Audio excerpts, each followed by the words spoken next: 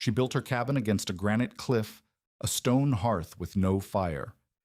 Ephraim Vale, who had buried 2 wives and a son in 15 winters, told her plainly, "You put those boys under that stone, and by first hard freeze I'll be nailing boards over 3 graves." She had $43, 2 sons, and no way to cut 6 cords before the killing cold. On November 29, 1877, the temperature dropped 60 degrees in 8 hours. But 4 months earlier, Ruth Ellery Sloan had never notched a cabin corner in her life. She had arrived in the Florissant Valley in late June of 1877 with 2 boys, 1 milk cow, a handcart of tools, 1 trunk, and $43 sewn into the hem of her petticoat. The boys were 9 and 6. The cow was old. The tools had belonged to her husband before a timber brace snapped on a road crew in South Park and crushed his chest while she stood 200 miles away, hanging laundry she would never finish. The wage claim vanished before she ever saw it. 3 months of work, swallowed by other men's signatures on paper she could not read fast enough. The foreman had paid out to the wrong name. The company had paid out to the foreman. The territorial office said she could file a complaint and wait 18 months.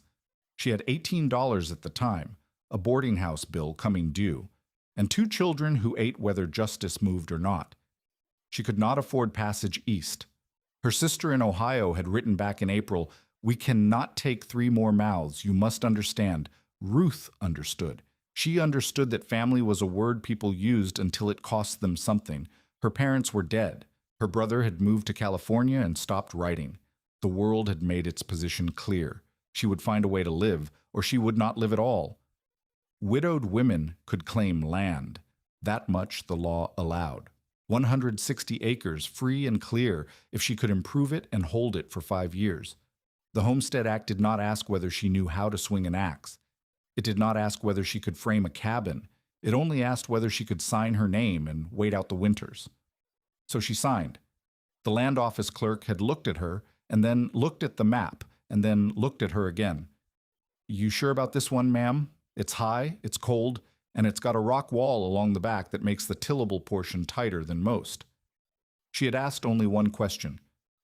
"Is there water?" "Spring lower down, runs year-round, from what I hear."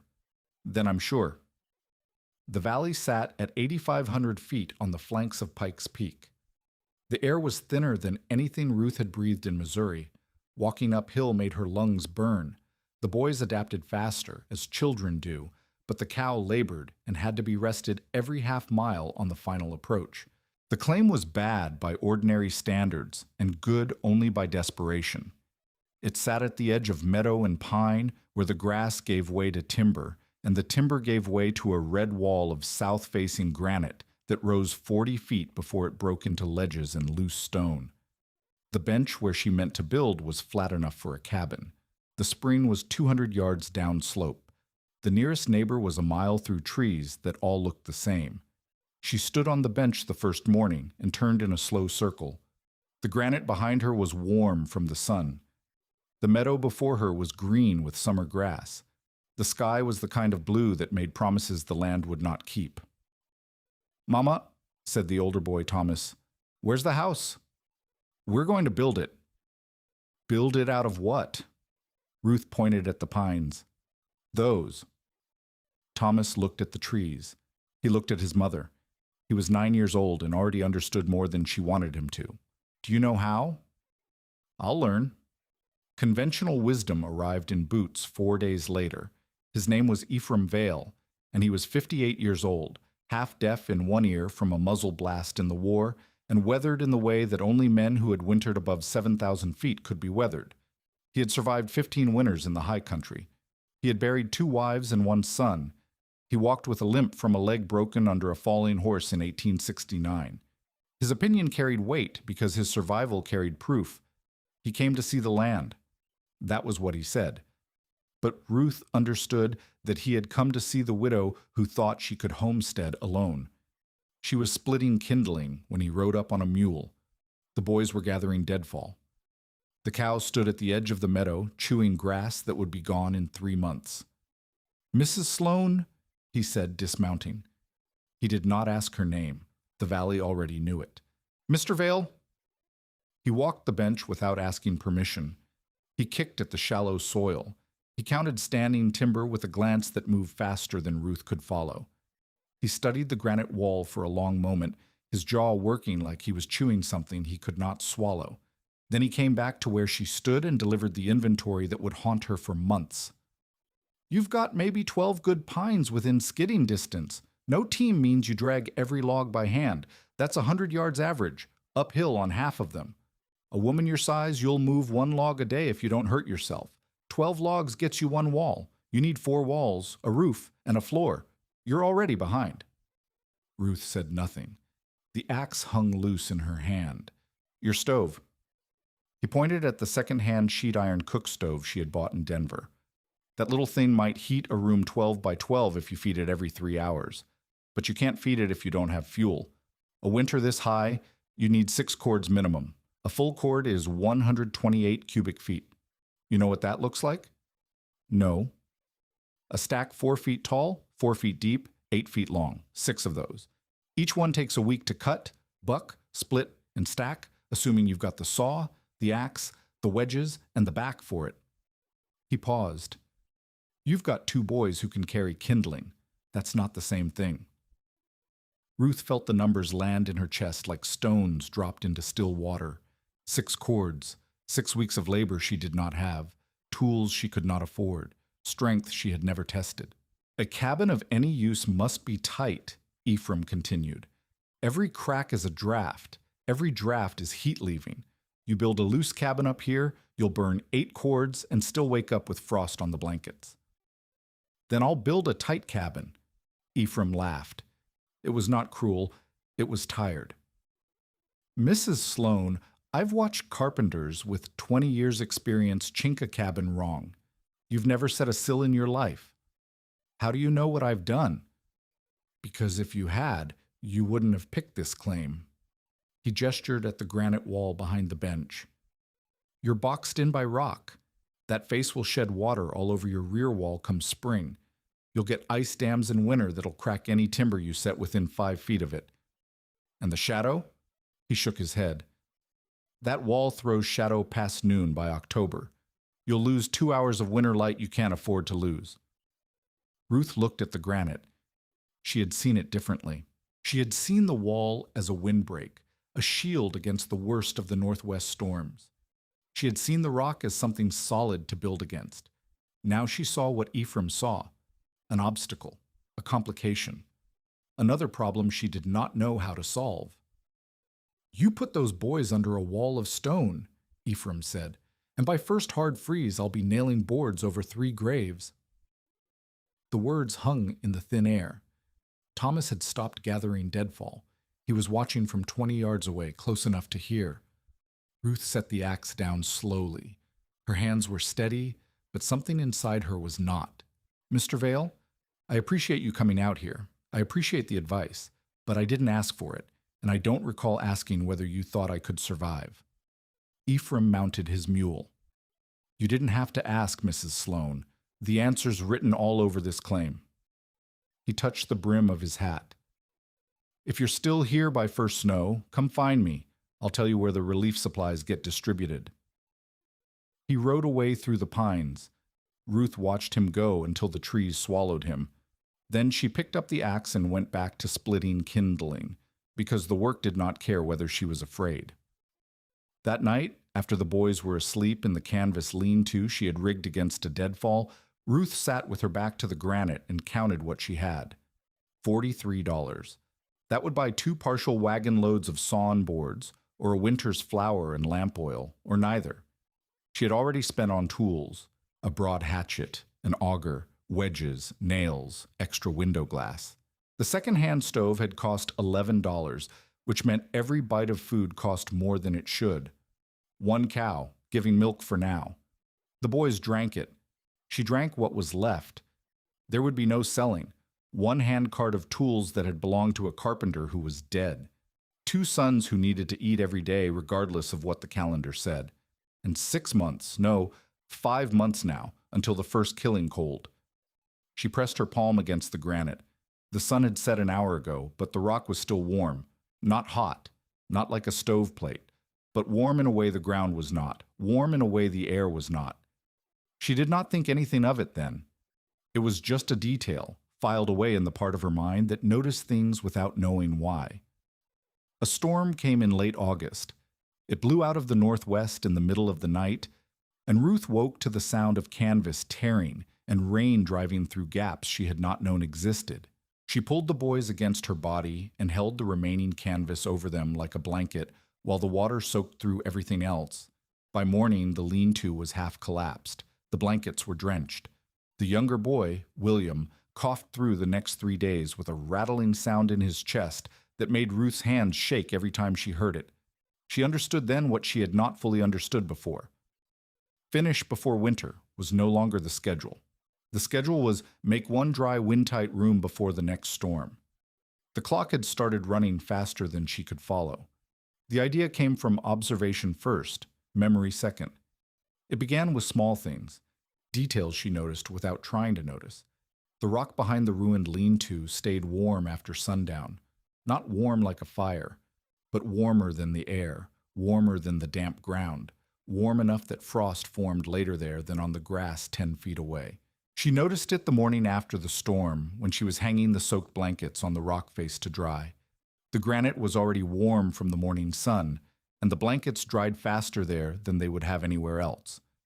She noticed it again a week later, when she pressed her palm to the stone at dusk and felt heat stored from the day. The air had cooled. The ground had cooled. But the rock was still giving back what the sun had put into it. Then memory caught up. Her father had been a baker in Missouri before the war killed him. He had built his bakehouse with a stone wall on the south side, thick limestone blocks that absorbed the day's heat and kept the interior warmer through the night. He had not called it anything fancy. He had called it banking the sun. She had been 12 years old watching him work, not understanding why he placed the stones where he placed them. Now, 20 years later, she understood. The valley wind came from the northwest. It was the killing wind, the one that dropped temperatures overnight and found every crack in every wall. But the granite face behind her bench was on the south side of the claim. The sun hit that rock all day long. The heat went into the stone, and when the air cooled, the stone released what it had taken. Ruth stood at the base of the cliff and thought it through, step by step. The granite was a wall she did not have to build. If she set the cabin flush against the rock, the rear wall within inches of the stone, she would cut her building labor by a quarter. No rear logs to fell, skid, notch, or chink. The cliff would be the fourth wall, but that was not the real advantage. The real advantage was heat. A conventional cabin bled warmth in every direction. Heat rose and escaped through the roof. Heat pushed through cracks in the chinking. Heat fled through every gap in the floor. A small stove had to fight the cold on 4 sides at once. But if the rear wall was granite, solid stone that had spent all day absorbing sun, then the stove would only have to fight 3 directions. The fourth direction would be fighting for her, not hot, not a replacement for fire, but warm enough to matter. She thought about the numbers. 6 cords of wood was what Ephraim had said. 6 cords for a conventional cabin, loose chinked, fighting cold on all sides. But what if the cabin was tighter than conventional? What if the heated space was smaller than standard? What if one whole wall was a heat reservoir instead of a heat sink? Maybe she would not need 6 cords. Maybe she would need 4. Maybe 3. The difference between 6 cords and 3 cords was the difference between impossible and possible. The design took shape in her mind over the following days. She scratched it in the dirt with a stick, erased it, scratched it again. She paced the bench where the cabin would sit, measuring with her stride, adjusting angles. 1 room, 12 feet by 16 feet inside. Front wall of hand-hewn pine facing south. Side walls shorter than normal to reduce air volume. Roof pitched away from the cliff so snowmelt would shed forward instead of pooling against the stone. Rear interior framed within inches of the granite where the rock face was most even. The seams were everything. Every gap between timber and stone would be a place where cold air could enter and warm air could leave. She would pack those seams with clay from the streaked beside the spring. She would mix the clay with dry grass and moss to give it flexibility. She would seal every joint, every crack, every whisper of space where the wind could find a way in. The sleeping platforms would go along the rear quarter of the cabin, closest to the stone. That was where the warmth would linger longest after the stove burned down. The boys would sleep there. She would sleep between them and the door. The windows would be small but placed for winter light. The sun angle in December was lower than in August. She would set the south-facing glass where the winter sun could reach farthest into the room. It was not magic. It was not a replacement for fire. It was a way to make the fire she could afford stretch further than anyone thought possible. The gamble was obvious. If she misread the rock, if the stone did not hold heat the way she thought it would, she would have wasted time she could never recover. A conventional freestanding cabin, even leaky, could at least be copied from other settlers' experience. This cabin asked for precision from someone who had never set a heated wall in her life.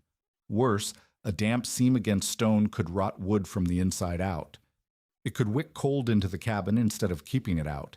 It could drip on sleeping children in the night. She stood at the base of the cliff and pressed her palm to the granite.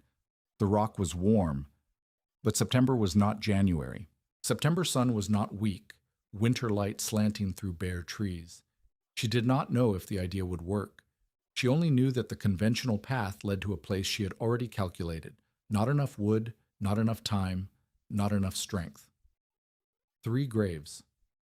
This path led somewhere she could not calculate. It might lead to the same place, but at least it was a different road. Marta Quill arrived 3 days later, and Ruth understood immediately that this woman was not Ephraim Vale. Marta was 38, wiry, sunburned, and dressed in a man's wool shirt tucked into a skirt that had been patched so many times the original fabric was a memory. She carried a sack of cornmeal on her hip like it weighed nothing. She had a husband who worked a claim 2 miles north, 3 children under 10, and a face that looked like it had not smiled since 1874. She was not cruel. She was practical. The valley had taught her that sentiment did not fill bellies. "Heard you're building against the cliff," Marta said, setting the cornmeal on a stump. "That's what Ephraim's telling everyone." "Ephraim talks more than he should." "Ephraim talks exactly as much as he should, keeps people from making mistakes." Marta studied the bench, the half-cleared foundation, the granite wall rising behind it. "You know the rock won't burn, right?" "I know." "Then what's your plan? Build a pretty wall and hope December goes easy on you?" Ruth explained the idea. The sun hitting the stone, the heat stored through the day, the tight seams, the smaller heated volume, the rear sleeping platforms. Marta listened without interrupting. Her expression did not change. When Ruth finished, the older woman was quiet for a long moment. "My grandmother used to say that desperation makes fools of us all." Marta picked up the cornmeal sack. "That cliff may feel warm at dusk in September. Come January, it'll be a slab of cold iron. The sun barely clears the ridgeline by then. You'll get 3 hours of direct light if you're lucky." 3 hours is better than none. 3 hours isn't enough. The rock will lose everything it gains before midnight. You'll wake up with your boys frozen to a wall that was supposed to save them. Then I'll wake up and feed the stove. With what? You haven't got 6 cords. You've barely got 1, and winter's 2 months out. Ruth met Marta's eyes. "I know what I don't have. I'm trying to build something with what I do have." Marta shook her head slowly. "Heat is made by wood, not wishing, Mrs. Sloane. Your boys are going to learn that lesson the hard way if you don't change course." She left the cornmeal. Ruth was not sure whether it was charity or payment for the entertainment of watching a fool, but the doubts she planted did not leave. They stayed with Ruth through the night, curled around her like cold air finding gaps in a blanket. She conducted experiments because experiments did not require belief. They only required watching. She pressed a kettle of sun-warmed water against the stone at sundown and checked it 4 hours later. The water was still warm, not hot, but warmer than the water in an identical kettle set on the ground nearby. She hung a blanket against the rock overnight and compared it to a blanket hung on a pole. The blanket near the rock was less stiff with frost in the morning. She laid her palm on the cliff after full dark and then laid her palm on the open-air side of the camp. There was a difference, not dramatic, not like touching a stove, but present. The experiments cost her time, time she did not have. Every hour spent testing the rock was an hour not spent cutting, notching, dragging, lifting. But she needed to know. She needed to know before she gambled everything on an idea that might kill her children. Silas Pruitt rode up to the claim on a Sunday morning in mid-September. He was 44 years old, thick through the shoulders, with hands that were soft for a man who lived in the high country. That was because Silas did not build anything himself. He hired men. He ran a freight contract to Colorado Springs, kept a small store at the crossroads, and supplied everything that desperate homesteaders could not make for themselves: sawn lumber, stovepipe, nails, hauled fuel. He made money from dependents. The more people needed what he sold, the more he charged.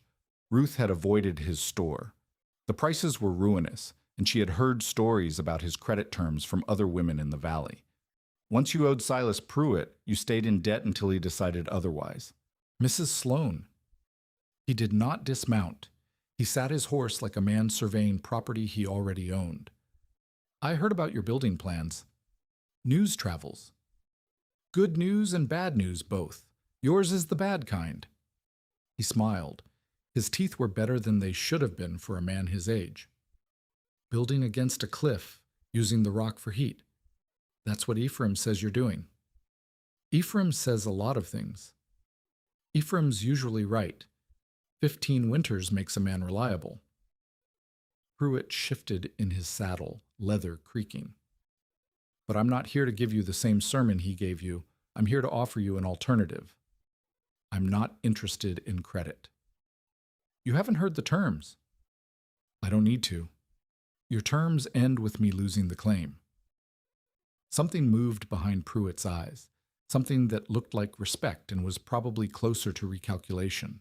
You're smarter than you look, Mrs. Sloane. I'll give you that. But smart doesn't keep children warm. Smart doesn't put 6 cords in your woodpile before November. He leaned forward slightly. I can have 4 cords delivered to this bench in 2 weeks. Good seasoned pine, already bucked and split. I'll carry the debt through spring, no interest, if you sign over 12 acres of the South Meadow as collateral. 12 acres. A quarter of her tillable land. The part she would need if she ever hoped to grow enough to eat. And if I can't pay in spring, then we renegotiate. I'm a reasonable man. Reasonable men don't ask for a quarter of someone's land as collateral for 4 cords of wood. Pruitt's smile flickered but held. Reasonable men understand that charity doesn't exist above 8,000 feet. Everyone pays something, Mrs. Sloane. The question is whether you pay me now, on terms you can manage, or whether you pay the mountain later, on terms you can't. I'll take my chances with the mountain. The smile disappeared entirely. You're building a tomb, you know, not a cabin. You're plastering yourself to a grave marker, and when you come begging in January, my price will be higher than it is today. Ruth picked up the axe she had set down when he rode up. Then I'd rather trust the stone than your ledger, Mr. Pruitt. He stared at her for a long moment. Then he turned his horse and rode back toward the track that led to the main road. Ruth watched him go and felt something settle in her chest. Not courage, not certainty. Just the understanding that she had closed a door she could not reopen. Pruitt would remember this conversation. He would make sure others remembered it too. She had just made an enemy of the man who controlled half the winter supplies in the valley. The gossip started within the week. Ruth heard it secondhand from the storekeeper's wife who came up to buy milk and stayed to talk. Pruitt was saying that the widow was building against a cliff because she could not build straight, that she was penning her boys into a tomb, that she would come begging by Christmas, and when she did, he would own her claim by February. He was telling people that helping Ruth was the same as encouraging foolishness, that anyone who gave her charity was wasting resources that could go to families who knew what they were doing, that the valley could not afford to carry dead weight through a hard winter. The word spread faster than Ruth could counter them. She saw it in the way people's eyes slid away when she walked into the crossroads store. She heard it in the sudden silences when she approached groups of women at the church service she attended exactly once. She felt it in the absence of the small courtesies that made frontier survival possible. The offers of borrowed tools, the news of supply wagons, the invitations to shared meals. Pruitt was isolating her, not by force, by whisper. And the worst part was that he did not need to lie. He only needed to repeat what Ephraim had said, what Marta had said, what any reasonable person in the valley was already thinking. The widow was taking a foolish risk. The widow had refused sound advice. The widow's boys would freeze. No one wanted to be responsible for helping a fool. Thomas stopped her one afternoon, halfway through dragging a log she had spent 3 hours felling. He was 9 years old. He had blisters on his hands from hauling deadfall, and his face had the gaunt look that came from not eating enough. "Mama, are we going to die?" Ruth let go of the drag rope. She sat down on the log and pulled her son beside her. "I don't know." It was the truth.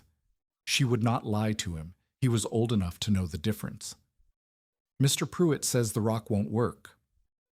"Mr. Pruitt makes money when people need his wood. He doesn't want us to find another way." "But what if he's right?" Ruth looked at the cliff rising above the half-built foundation. She looked at the woodpile, barely a cord and a half. She looked at her hands, cracked and bleeding from work she had never done before. "Then we die trying something new instead of dying the same way everyone else does. Is that worse?" Thomas thought about it. He was a careful boy, even at 9. He thought about everything before he spoke. "No," he said finally. "At least it's interesting." Ruth laughed. She had not laughed in weeks, and the sound came out rusty, unfamiliar. But it was real. "At least it's interesting," she repeated. "That's something." They dragged the log the rest of the way together. By the end of September, the foundation was set, the front wall was framed, and one window hung crookedly in its opening. The walls were rising. Slowly, painfully, but rising. Ruth worked from first light until she could not see her hands in front of her face. She notched logs with techniques she had learned from a book her husband had owned, a carpenter's manual he had never finished reading. The notches were crude. The corners would not pass inspection by anyone who knew what they were doing. But they held, and that was enough. The boys worked beside her every day. Thomas dragged brush and split kindling. William, the younger one, carried water from the spring and helped stamp clay for the chinking mix. They did not complain.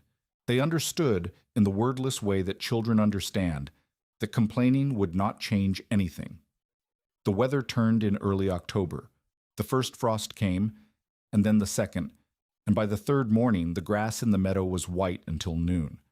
Ruth's hands cracked open in the cold. She wrapped them in strips of cloth and kept working. Progress and time pressure built their own rhythm. She made marks on a post she had driven into the ground. One mark for each day worked, another mark for each major piece completed. Sill beams set, front wall up, first window framed. The marks accumulated, but the calendar accumulated faster. October 10th, roof poles placed on the frame. October 15th, half the rear seams packed with clay and grass. October 20th, the door hung, crooked but functional. Each gain came with a cost.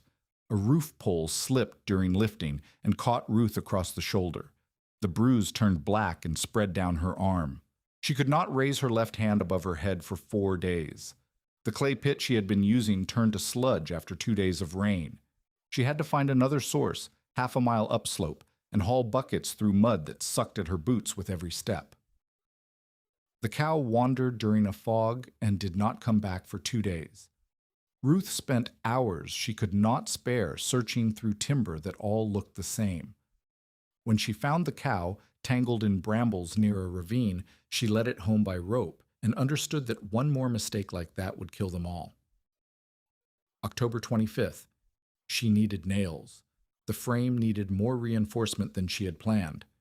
She went to Pruitt's store because there was nowhere else to go. He looked at her across the counter like a man looking at a meal that had not yet been cooked. "Nails," she said. £4. £4. That's $1.60. It was twice the fair price. She knew it. He knew she knew it. "I have a shawl. It was my mother's. I'll trade." Pruitt took the shawl from her hands. He examined it slowly, running the fabric through his fingers.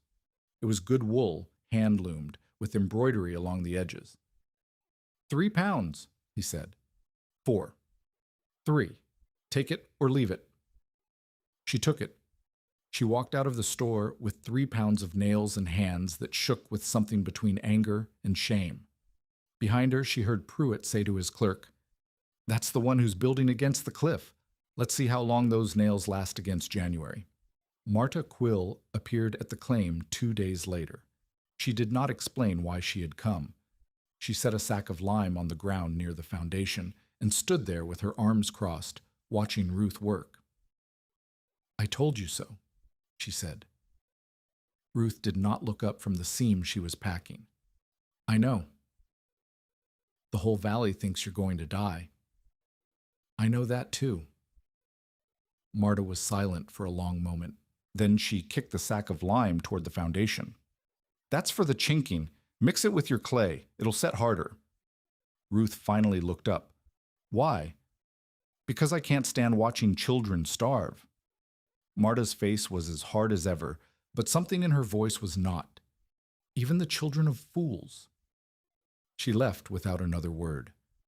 Ruth stared at the sack of lime for a long time. Then she went back to work. By the end of October, the cabin stood. It was not beautiful. The corners were rough, the window frames sat slightly crooked, and the door required lifting and pushing at the same time to close properly. But it stood. 4 walls, 3 of wood, 1 of granite, with a roof that did not leak and a floor that was half planked and half packed earth. The rear wall was Ruth's gamble made real.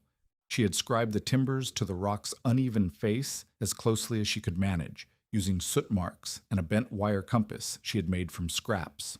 Every gap was packed with clay mixed with Marta's lime, dry grass, and moss. The seams were not perfect, but they were tighter than anything else she had built. The stove sat in the front quarter of the cabin, its pipe angling up through the roof. The second-hand sheet iron looked too small for the space, and it was, but Ruth had calculated that the space was small enough to need less heat than a normal cabin, and the rear wall was not stealing heat.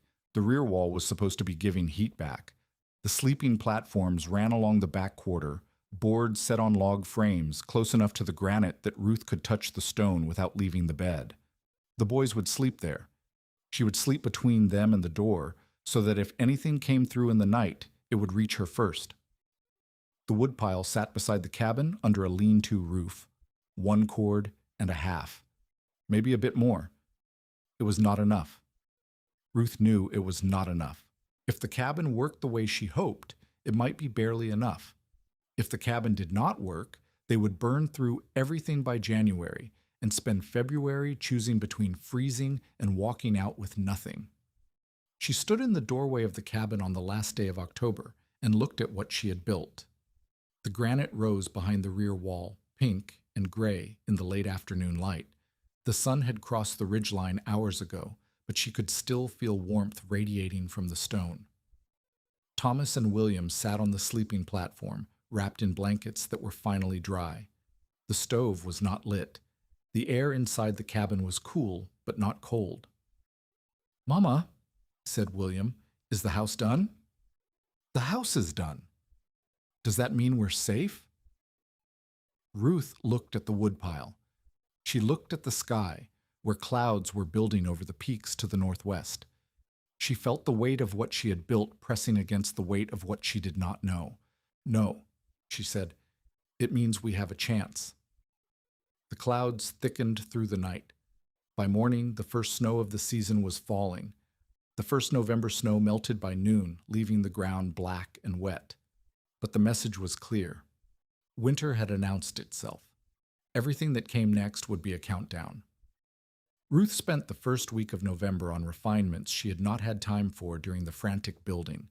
She rehung the door so it closed without lifting. She added a second layer of clay to the seams along the rear wall, where she could see daylight through gaps. She built a simple shelf near the stove for the lamp and the small collection of goods they could not afford to lose: the remaining flour, the salt, the matches wrapped in oilcloth.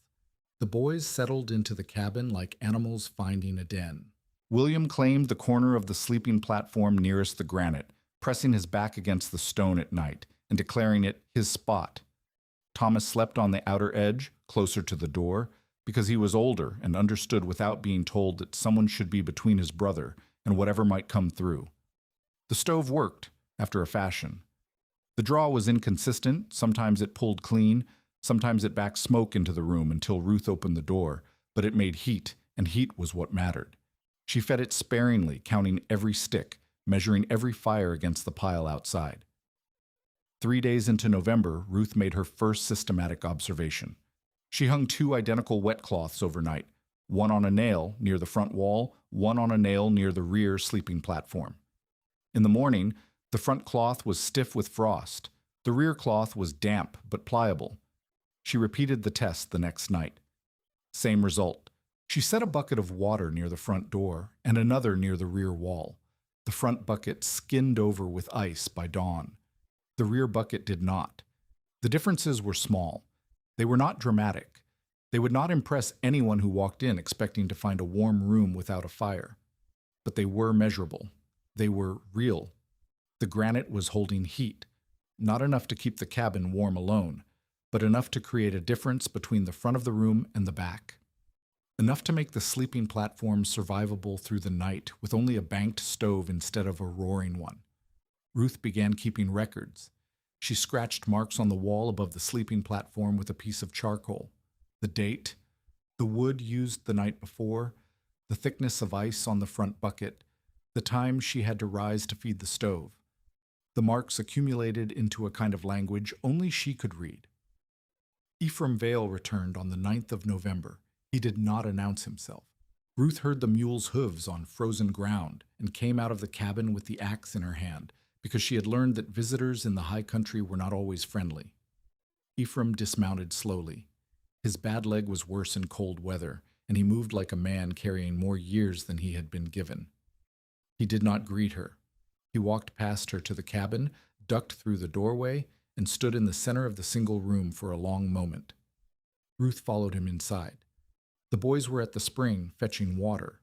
The stove held a low fire. The air was cool, but not cold. Ephraim put his hand on the rear wall, pressing his palm flat against a section of packed clay between 2 timber frames. He held it there for the space of 3 breaths. Then he moved to the sleeping platform and put his hand on the granite that showed between the frames. "It's warm," he said. "I know." "It shouldn't be. The sun's been down 2 hours." "I know." Ephraim turned to face her. His expression was the same weathered blankness it always was, but something in his eyes had shifted. "The room holds itself better than it ought to," he said. "I'll give you that." "Will you give me anything else?" "No." He walked to the door. "The real cold hasn't come yet. November's a liar. December tells the truth." He mounted his mule and rode away without another word. Ruth watched him go and felt nothing she could name. Not victory, not vindication. Just the weight of another test past and another test coming. The mentor arrived on the 12th of November, and he did not look like a gift. His name was Anel Red. He was 62 years old, half blind in one eye from a kiln explosion that had also killed his son 14 years earlier. He had been a stonemason in Missouri before the accident, building chimneys and foundations and the kind of solid walls that outlasted the men who made them. After the explosion, he had drifted west, working whatever jobs would have him, drinking when the jobs ran out. He came to Ruth's claim because he had heard there was work for anyone who could swing a hammer. He did not know that the work had already been done. He did not know that Ruth had nothing to pay him with. He rode up on a sway-backed mare that looked ready to die and asked whether she needed a hand. "I don't have money," Ruth said. "Didn't ask for money. Asked if you needed a hand." "I don't take charity." Ansel laughed. It was an ugly sound, like stones grinding together. "Lady, I'm 62 years old with one good eye and a horse that won't make another winter. I'm not offering charity. I'm looking for a place to not freeze to death." Ruth should have sent him away. She had 2 children to feed and barely enough supplies to get through March. Adding another mouth was mathematics she could not afford. But Ansel was looking at the cabin, at the way it sat against the cliff, at the angle of the roof and the placement of the seams, and something in his one good eye had sharpened. You built this? Yes. Against the rock? Yes. He dismounted and walked to the junction where the timber frame met the granite. He ran his fingers along the clay-packed seam, pressing at intervals, testing. Then he stepped back and looked at the whole structure the way Ruth had seen carpenters look at their own work, searching for flaws. Mean? Your sill's off by 2 inches, he said. And you scribed these rear timbers with something that wasn't a proper compass. See how this one pulls away from the stone at the top? You've got a finger-width gap up there that'll whistle like a devil's flute come January. Ruth felt heat rise in her face. I didn't have a proper compass. I didn't have a proper anything. I had 2 months and 2 boys and no one who would teach me. I'm not criticizing, I'm observing. Ansel turned his ruined eye toward her, and the light caught the milky surface. You built a cabin against a cliff face to steal heat from the sun. You used the rock as your fourth wall. You packed the seams with clay and grass and something that looks like lime. You made mistakes, but you made them while doing something I've never seen anyone try. What does that mean? It means you were thinking. Most people don't think. They copy what their neighbors did and wonder why they get the same results. He looked back at the gap in the upper seam. I can fix that. I can fix most of what's wrong here if you'll let me stay through winter. Why would you do that? Because I've got nothing else to do. Because your horse is too weak to carry me anywhere useful. And because... He paused, and something moved across his face that Ruth could not read. Because I built things for 30 years, and I haven't built anything worth building since my boy died. This is worth building.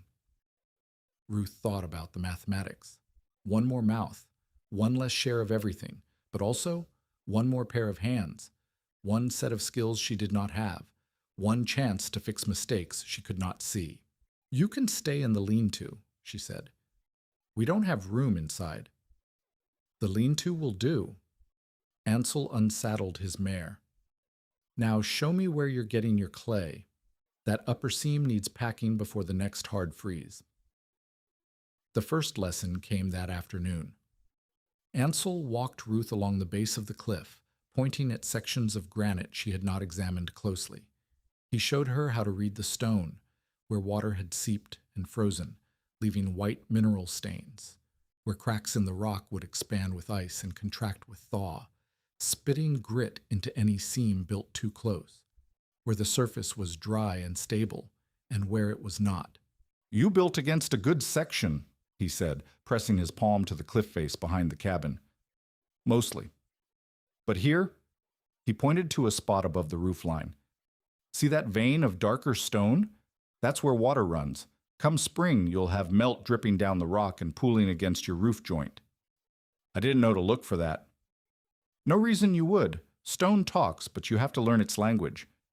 He picked up a piece of loose granite from the ground and turned it in his hands. This is good rock.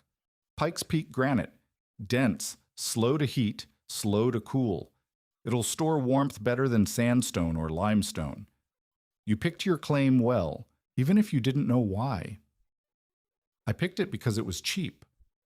Sometimes cheap and good are the same thing. He dropped the stone. Now, that upper seam. You packed it with clay and grass? And moss. And Marta Quill gave me lime. Lime's good. Makes it set harder. But you packed it loose. I could see daylight through the gap when I pressed on the timber. I ran out of material. The clay pit turned to mud after the rains, and I had to find another source uphill. By the time I hauled enough, it was already starting to freeze. I packed what I could. Then we repack it, properly this time. Ansel looked at the sky, where clouds were building over the western peaks. You've got maybe 3 days before the next weather. Show me the new clay pit. The second lesson came the following morning. Ansel had Ruth scribe a timber to a section of rock she had not used, practicing the technique on scrap before applying it to the actual cabin. He showed her how to make soot marks on the stone by holding a burning stick close to the surface, then pressing the timber against the marks to see where it contacted and where it did not. The soot transfers where the wood touches stone, he explained. Everywhere you see soot on the wood, the fit is good. Everywhere you don't, there's a gap. You scrape the high spots, add shims to the low spots, and test again until the soot is even. How many times? As many as it takes. A tight fit is worth 10 repackings. Ruth spent 4 hours scribing a single timber to a section of rock she would never use. Her shoulders ached. Her hands were raw from scraping, but by the end she could look at a joint and know before testing whether the fit would be good or bad. "You learn fast," Ansel said. "Faster than my son did, and he grew up watching me work." Ruth did not ask about his son. She had heard the story already, the kiln explosion, the boy crushed under falling brick, and she understood that some griefs were not meant to be touched. The third lesson came during the repacking of the upper seam. They worked together on scaffolding Ansel built from deadfall poles, standing on a platform barely wide enough for 2 people, pressing fresh clay into the gap between timber and stone. The wind was bitter at that height, cutting through Ruth's coat like it was not there. "You're packing it too wet," Ansel said, watching her work. "Feel the clay. It should hold its shape when you squeeze it, but it shouldn't stick to your palm." "It's all I have. The new pit runs wet." "Then you dry it first. Spread it on flat stones in the sun. Turn it every few hours. Takes an extra day, but the set is worth the wait." "I don't have an extra day." "Then you'll have to repack it in spring when it cracks out." Ansel took a handful of the clay and added dry grass, working it through with his fingers until the texture changed.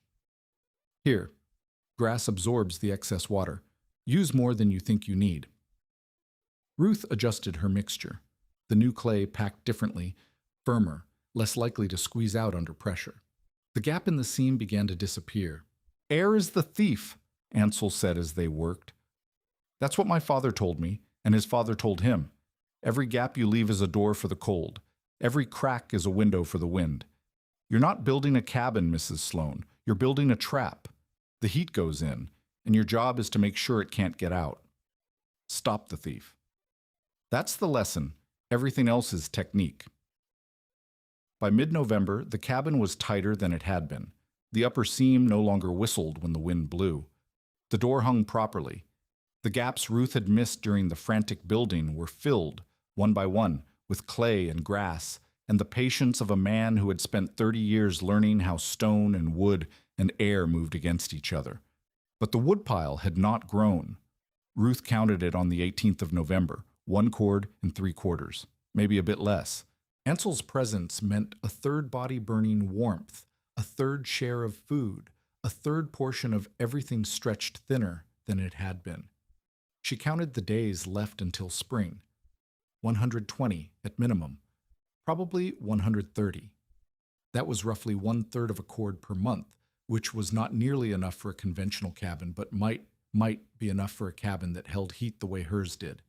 If the rock performed through the coldest months, if the seams held, if nothing went wrong.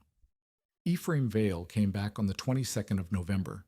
He brought a 1/4 cord of wood in his wagon, already bucked and split. "Don't look at me like that," he said when Ruth started to speak.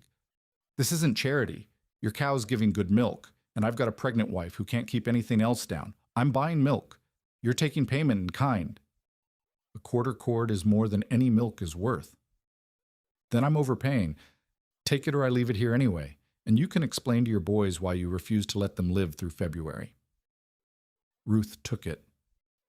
Ephraim unloaded the wood in silence, stacking it beside the lean-to with the efficiency of a man who had done this work for decades. When he finished, he stood at the edge of the bench and looked at the cabin. "Ansel read," he said. "I heard he was here. He's teaching me. He's a good mason. Was, anyway, before the accident. Best chimneys in Cass County." Ephraim's voice was neutral, but Ruth heard something else beneath it. His boy was 17 when the kiln blew. They were building a bread oven for a hotel in Springfield. Ansel took a brick to the face. His boy took the whole wall. He doesn't talk about it. He wouldn't. Some men don't. Ephraim turned to leave, then stopped. "The room still holds itself better than it should. I walked in when you weren't here. Check the rear wall. It's warm. December tells the truth. That's what you said. It is, but so far you're telling it too. He drove away with the empty wagon. Ruth watched him go and realized that something had shifted between them. He was not her ally. He was not even her friend, but he was no longer predicting her death. The weather turned on the 26th of November. The morning began mild.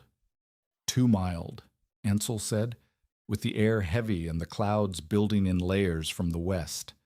By noon, the first flakes were falling. By mid-afternoon, the snow was coming sideways, driven by a wind that had teeth. Ruth brought the boys inside and fed the stove until the sheet iron glowed red.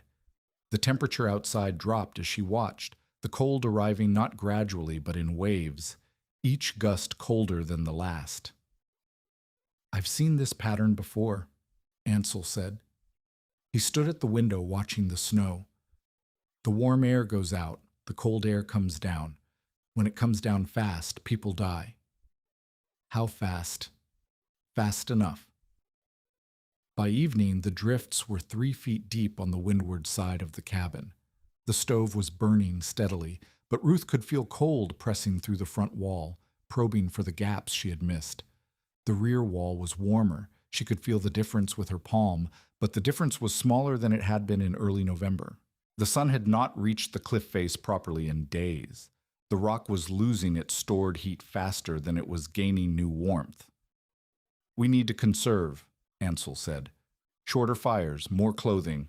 The boys sleep together for warmth. You sleep near them." "What about you?" "I'll take the lean-to." "You'll freeze." "I've frozen before." "I'll freeze again." He pulled on his coat. "The cabin can't support 3 adults and 2 children through a bad stretch. I draw down the reserves. This way, you last longer. This way, you die." "Maybe." Ansel opened the door. The cold poured in like water breaking a dam. "But maybe isn't certain. You staying in the cabin with too little fuel is certain. Save your boys, Mrs. Sloane. I'll manage." He was gone before Ruth could argue. The storm lasted 3 days. Ruth rationed the wood obsessively, measuring each feeding by how many inches of flame, how long the stove held a bed of coals, how quickly the temperature dropped when she let the fire burn down. She kept the boys on the sleeping platform, piled with every blanket they owned, their bodies pressed together for warmth. The rear wall helped. Even with the rock losing heat, it never became as cold as the front wall. The boys slept with their backs to the granite, and they stayed warmer than they would have anywhere else in the room. Ansel came in twice a day to warm himself, but he never stayed long. He looked worse each time, his face grayer, his movements slower, but he refused to take Ruth's place in the cabin. "I'm old and half blind, and I've got nothing waiting for me past this winter," he said. "You've got 2 children and a method that might work. If one of us doesn't make spring, it should be me." "That's not how I do math." "Then learn to do it differently." The storm broke on the 29th of November. Ruth woke to silence. The wind had died, and the world outside was white and still. She opened the door and felt the cold hit her face like a physical blow. The temperature had plunged overnight. The snow had stopped falling, but the air was bitter in a way that hurt to breathe. The drifts had buried the woodpile lean-to up to its roof. Ruth dug through to the wood and counted what remained. 1 cord. Maybe a bit more. It would have to last until spring. The first measurements after the storm were brutal, but revealing. The front wall was cold to the touch. Frost had formed on the inside of the window glass. The bucket near the door had frozen solid, a block of ice that would not melt until spring. But the rear wall was different. Ruth pressed her palm to the granite between the timber frames. It was cold. Colder than it had been in early November, but it was not frozen. It was not drawing heat out of the room. It was holding steady, a neutral presence instead of an enemy. The sleeping platform was warmer still. The boys had slept through the worst of the cold without waking. Their breath had fogged in the air, but their bodies had stayed warm. Ruth calculated the wood consumption. 3 days of storm, the worst cold they had faced. And she had burned less than she would have predicted, less than Ephraim had said a cabin this size would need. The rock was working, not perfectly, not dramatically, but working. Then the fever came. William woke on the morning of the 30th with his face flushed and his skin hot to the touch. He was 6 years old. He had been coughing since August, since the night the lean-to collapsed and the rain soaked through everything. Ruth had thought the cough was getting better. She had been wrong. He vomited once, twice, 3 times before noon. He shivered even when wrapped in blankets. His breathing grew shallow and fast, the way breathing does when lungs are filling with something that should not be there. Ruth had seen this before. Her mother had died of lung fever in Missouri when Ruth was 14. The progression was always the same: fever, cough, labored breathing, and then a quiet that was not sleep. "We need a doctor," she said. Ansel shook his head. "No doctor within 30 miles. Even if there was, the road's buried. No one's getting through those drifts for a week." "Then what do I do?" "Keep him warm. Keep him drinking. Keep the fever from climbing too high." Ansel's voice was flat, the voice of a man who had watched people die and learned that panic did not help. "And pray, if you believe in it." Ruth did not know what she believed in anymore, but she believed in keeping her son alive. The second crisis arrived that night, while Ruth was sitting beside William's sleeping form and watching his chest rise and fall. She heard the wind first, a sound she had not heard all day, building from the northwest with a low moan that grew into a howl. Then she felt the temperature drop. Even inside the cabin, a sudden sharpening of the air that made her skin tighten. She looked at the window. The glass was fogging from the inside, a layer of frost spreading from the edges toward the center. That had not happened before. That meant the cold outside was worse than anything they had faced. Ansel came through the door with snow on his shoulders and ice in his beard. His face was gray.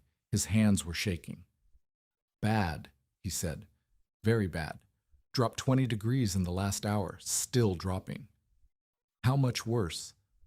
"I don't know. I've never seen it move this fast." Ruth fed the stove until the sheet iron glowed, but the cold kept coming. She could feel it pressing through the walls, through the seams, through every gap she had thought she sealed. The front of the cabin became a place where breath crystallized before it finished leaving your mouth. Then she heard it, a thin, high whistle coming from somewhere above her head. The upper seam, the one she and Ansel had repacked just weeks ago, the one that had held through the earlier storm. The wood had shrunk in the brutal cold. The clay had cracked. A gap had opened, not large, maybe a finger width, but enough for the wind to find it, enough for the cold to pour through. "Ansel!"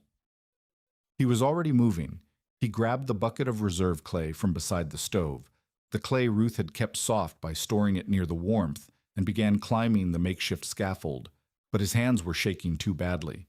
The cold had gotten into him during his days in the lean-to, and now it was slowing his movements, making his fingers clumsy. He dropped the first handful of clay. He could not grip the second. "Let me," Ruth said. "You need to stay with your boy." "My boy needs a warm cabin. Move." She climbed past him, taking the clay bucket in numb fingers. The whistle was louder up here, a sound like a devil's flute, just as Ansel had warned. She could see the gap now, a crack where the timber had pulled away from the stone, letting a thin stream of cold air pour into the room. She pressed clay into the gap. The cold fought her, trying to freeze the clay before she could pack it tight. She added grass, working it in with fingers that were losing feeling. She pressed harder, forcing the clay to hold, sealing the gap 1 inch at a time. The whistle faded. The cold stopped streaming, but Ruth could feel the price in her hands. She could not move her fingers properly, and the skin had gone white at the tips. She climbed down slowly, cradling her hands against her body. Ansel took them in his own and began rubbing heat back into them. "You sealed it?" "For now. I don't know if it will hold." "It will hold if we made the clay right. Grass absorbs. Lime sets hard. It will hold." The night became a series of moments that blurred together. William's fever spiked. Ruth wrapped him in blankets heated by the stove, pressed damp cloths to his forehead, and dripped water into his mouth when he would take it. His breathing grew worse, then better, then worse again. Each breath was a battle she could hear. Thomas sat in the corner, silent, watching. He was 9 years old, and he understood what was happening. Ruth saw the understanding in his eyes, and she saw something else too, the determination not to be useless. He fetched water. He kept the stove fed. He did not cry. Ansel moved between the cabin and the lean-to, checking the walls, checking the seams, checking the roof. He brought reports in frozen fragments. The temperature was still dropping, the drifts were climbing, a tree had fallen somewhere in the timber with a crack like a rifle shot. Outside, the cold deepened beyond anything Ruth had experienced. The air was so dry it burned to breathe. The snow was so cold it squeaked underfoot like ground glass. The darkness was absolute, no moon, no stars, just the howling wind and the pressing cold, and the knowledge that they were alone. Inside, the cabin fought back. The rear wall held its warmth longer than it should have. Ruth felt it when she pressed her palm to the granite at midnight, cool but not frozen, stable, a barrier between her children and the killing cold. The seams held. The clay did not crack. The gap she had repacked stayed sealed. She fed the stove sparingly, watching the woodpile shrink, counting each stick against the days that remained. The heat spread through the room unevenly, warm by the stove, cooler by the door, warmer again by the rear sleeping platform where the stone gave back what it had taken from days of sun.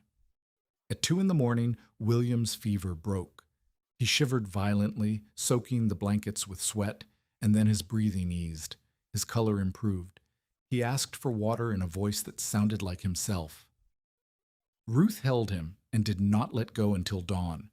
The contrast came with the sunrise. Ruth wrapped herself in every piece of clothing she owned and stepped outside to check the woodpile. The cold struck her like a hammer blow. She had never felt anything like it, a cold so deep it seemed to freeze the air inside her lungs. The valley was still. The wind had died. The snow lay in drifts that buried everything below the roofline of the smaller buildings. The sky was clear for the first time in days, a blue so deep it looked painted. She could see smoke rising from 3 chimneys to the east, the Quills, old Henderson down by the creek, and the line shack where the territorial survey crew had been wintering. The smoke from the Quills and Henderson was thin and steady. The smoke from the line shack was gone. Ruth stared at the empty chimney. The line shack was a conventional cabin, built freestanding, chinked with whatever the survey crew could find. It had no cliff behind it. It had no thermal mass. It had only the wood the crew could cut and the insulation they could pack into gaps that were never quite tight enough. The smoke was gone because the fire was out. And in cold like this, a fire that went out meant bodies that went cold. She turned back to her own cabin. The chimney was smoking. The door was closed. The rear wall rose against the granite, and the granite rose against the sky, and the whole structure looked like what it was, a gamble that had held. Marta Quill's husband arrived at noon, stumbling through drifts that came up to his waist. His name was Harold, and he was a big man who looked small in that moment, hunched, gray-faced, frost clinging to his eyebrows. "The baby," he said. "She won't stop shivering. Our cabin's too cold. Marta sent me to ask." "Bring them," Ruth said. "Bring all of them." Harold left. An hour later he returned with Marta, their 3 children, and 2 blankets that were not enough. They crowded into Ruth's cabin, 7 people now, plus Ansel, in a room built for 4, and Ruth directed them to the rear sleeping platform. "It's warmer there. The wall holds heat." Marta pressed her palm to the granite. Her face changed. "It's warm. It's been warm all night. The rock stores what the sun gives it." "How?" "I don't know. It just does."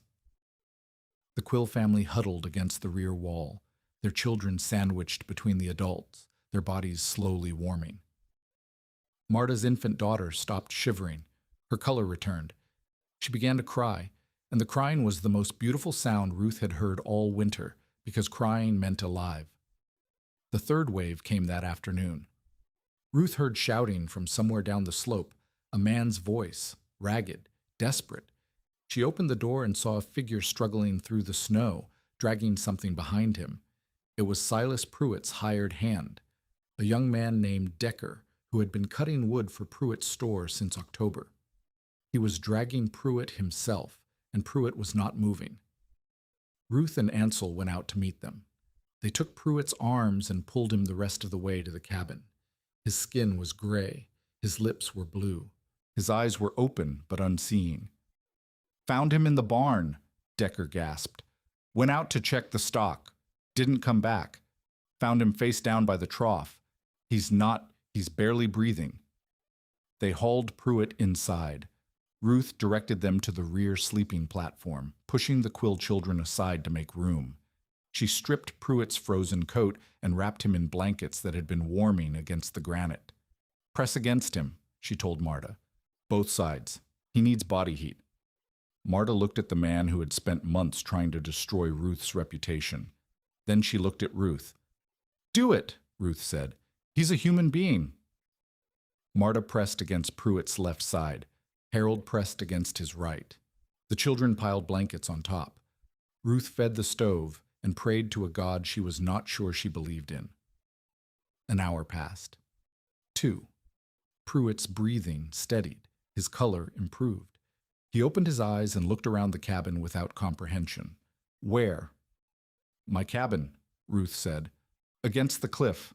The one you said was a grave." Pruitt stared at her. Then he looked at the rear wall, at the granite rising behind the timber frames, at the warmth he could feel radiating from the stone. He did not say anything. He closed his eyes and went back to sleep. The cold broke on the 2nd of December. The temperature rose slowly, 10 degrees by noon, 20 by nightfall, and the iron grip of the killing cold loosened. The Quills went home. Decker helped Pruitt walk back to his store. The valley began to dig out, counting the living and the dead. The survey crew in the line shack had not made it. 3 men frozen in their bunks, their fire burned out sometime in the night. Old Henderson had survived, barely, burning his furniture to stay warm. 2 families down valley had lost children to the cold, but Ruth's cabin had held. The woodpile was smaller, half a cord gone in 4 days, but not devastated. The seams had held. The rear wall had done what Ruth had hoped it would do, not replaced the fire, but extended it, stored the sun's heat, given it back when the cold pressed hardest. Ephraim Vale came on the 3rd of December.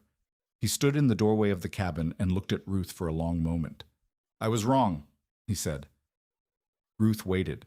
"I told you that by first hard freeze I'd be nailing boards over 3 graves. The freeze came.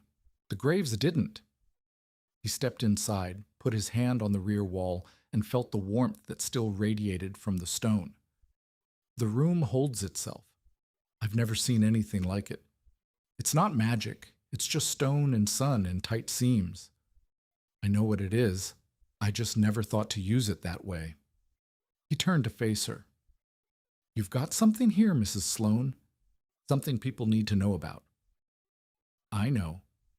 Are you going to teach them?" Ruth looked at her sons, at the sleeping platform where they had survived the worst cold in memory, at the rear wall that had kept them warm when warmth was the difference between living and dying. "Yes," she said, "I'm going to teach them everything I know." The valley buried its dead on the 5th of December. 3 men from the survey crew went into the frozen ground together, their graves cut with pickaxes through soil that rang like iron. Ruth attended the service with her sons, standing at the edge of the small crowd, watching the faces of people who had survived and people who had lost. She did not speak. There was nothing to say that would help. The visitors began arriving the next morning. The first was a woman Ruth did not recognize. Thin, weathered, with a baby wrapped against her chest and a boy of about 4 clinging to her skirt. She had walked 2 miles through snow that was still knee-deep in the shaded stretches, and she stood at the edge of Ruth's claim like someone approaching a church. "Mrs. Sloane?" "Yes." "My name is Clara Pressman. We've got a claim over the ridge near the beaver ponds. My husband built our cabin last summer, but—" She stopped. Her jaw worked. "We almost lost the baby during the cold snap. We burned everything. The table, 2 chairs, my husband's tool handles. If another freeze comes like that one, we won't make it. Ruth looked at the baby, at the boy, at the woman's face. She saw herself from 6 months ago, desperate, alone, facing numbers that did not add up. "Come inside," she said. "I'll show you what I did." Clara Pressman was the first. She was not the last. Over the following week, 11 families sent someone to Ruth's cabin. They came with questions, with skepticism, with desperation disguised as curiosity.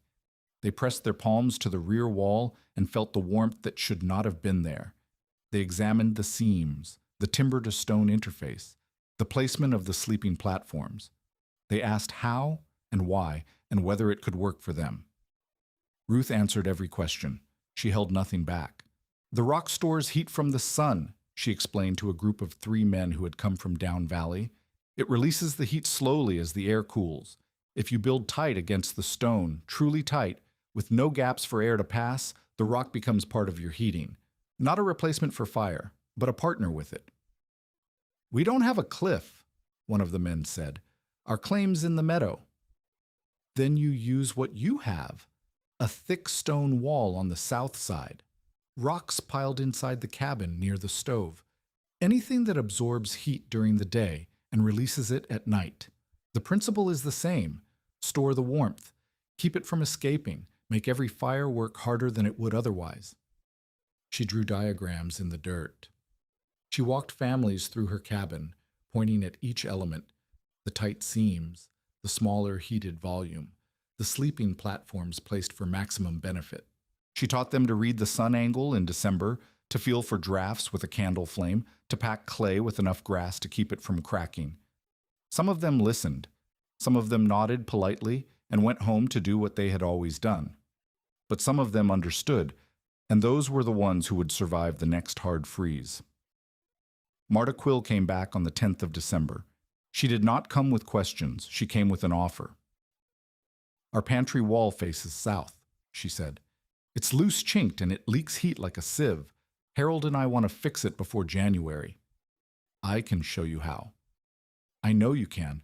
That's why I'm here." Marta paused. The hard edge was still in her voice.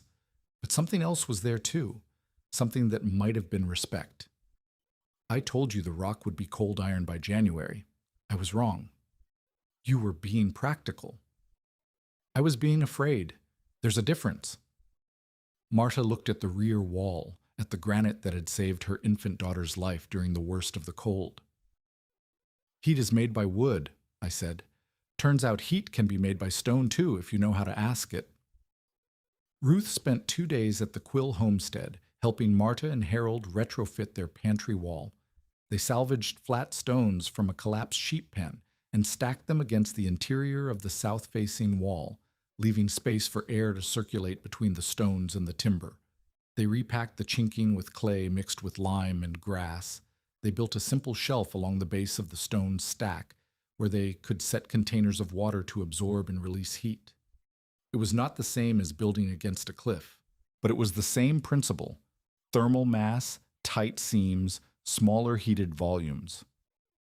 "Will it work?" Harold asked when they finished. "It will help. I can't promise more than that." "Help is enough." The measurements came back in January. Marta reported that her pantry wall stayed above freezing through a week of bitter cold, while her north wall accumulated ice on the inside. The Pressman family had stacked stones near their stove and reported burning a third less wood than the previous winter. Old Henderson, who had nearly died burning his furniture, rebuilt his cabin's south wall with double-thick logs and clay packing, and he survived February without losing a single chair. The numbers were not dramatic. They were not miracles, but they were measurable, and measurable was what mattered. Ephraim Vale tracked the comparisons with the meticulousness of a man who had spent 15 winters learning what killed people and what did not. He visited every cabin that had adopted Ruth's methods and every cabin that had not. He counted wood consumption. He recorded temperatures. He noted which families had lost fingers to frostbite and which had not. "You're saving lives," he told Ruth in late January. Not with medicine, not with money, with knowledge. I'm just sharing what I learned. That's the same thing. Ephraim sat in Ruth's cabin, warming his hands near the stove, his bad legs stretched toward the heat. I've been in this valley since '69. I've watched people die every way there is to die up here. Cold, hunger, accidents, loneliness that makes them walk out into a blizzard and not come back. I've never seen someone show up with nothing and teach the rest of us something. I had Ansel. You had an idea first. Ansel helped you build it, but the idea was yours. Ruth looked at the rear wall, at the granite that had become so familiar she sometimes forgot it was remarkable. 6 months ago, she had stood on this bench with $43 and 2 children, and no idea whether she could survive a single winter. Now people came to her for knowledge. They asked her questions. They treated her like someone who knew things worth knowing. It was not what she had expected. It was not what she had planned, but it was what had happened, and she was learning to live inside it. Silas Pruitt reacted exactly as Ruth had predicted. He did not come to her cabin. He did not ask questions. He watched from a distance as families adopted her methods, and what he saw was not knowledge spreading. What he saw was his leverage disappearing. If people needed less wood, they bought less wood from him. If people could retrofit their own cabins, they did not need his overpriced lumber and nails. If people learned to survive without his credit, his power over them evaporated. He responded by selling Ruth Sloan winter kits at his store. Ruth heard about it from Clara Pressman, who had gone to buy lamp oil and seen the display. A pile of flat stones, a bucket of pre-mixed clay, and a hand-lettered sign that read, "Warm Wall Supplies. Guaranteed method, $4. He's selling rocks, Clara said. Her voice caught between outrage and disbelief. Rocks and clay and a piece of paper with instructions that don't make sense. He's telling people they can stack stones anywhere and it'll work. Does he explain about the seams, the sun angle, the volume of the heated space? He doesn't explain anything. He just sells the materials and tells them to figure it out. Ruth felt something cold settle in her chest. Pruitt's kits would fail. People would stack stones in the wrong places, against walls that got no sun, in cabins that leaked air through every joint.